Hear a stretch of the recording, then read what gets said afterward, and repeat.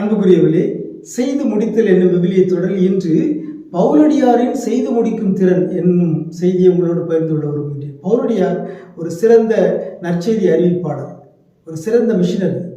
அவருடைய செயல்திறனை நாம் விவிலியத்தின் பல பகுதிகளில், குறிப்பாக திருத்துதர் பணிகள் நூலிலும் பவுலடியாரின் கடிதங்களிலும் நாம் பார்க்கின்றோம். திருத்துதர் பணிகள் 14ஆம் அதிகாரம் 26வது இறைமொழியில் பவுலையும் பர்னபாவையும் பற்றி ஒரு செய்தி சொல்லப்பட்டிருக்கிறது. அவர்கள் அந்தியோக்கிய நகருக்கு திரும்பி வருகிறார்கள். அங்கிருந்து கப்பல் ஏறி அந்தியோக்கியா வந்தார்கள். அங்குதான் அவர்கள் அருள் வழங்கும் கடவுளின் பணிக்கென்று அர்ப்பணிக்கப்பட்டார்கள். இப்போது அப்பணியை செய்து முடித்து விட்டார்கள்.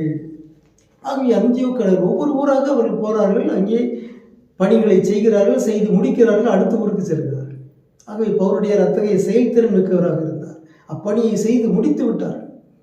எனவே பவுலடியாரிடம் இருந்த செயல்திறன் நம்மிடம் இருப்பதாக, நம்மிடம் ஒப்படைக்கப்படுகிற ஒவ்வொரு பணியையும் நாம் வெற்றிகரமாக செய்து முடிப்போமாக. இதன் வழியாக கடவுளுடைய ஆசிகளை நாம் பெற்றுக்கொள்வோமாக. உங்களுக்கு அமைதி உரித்தாக.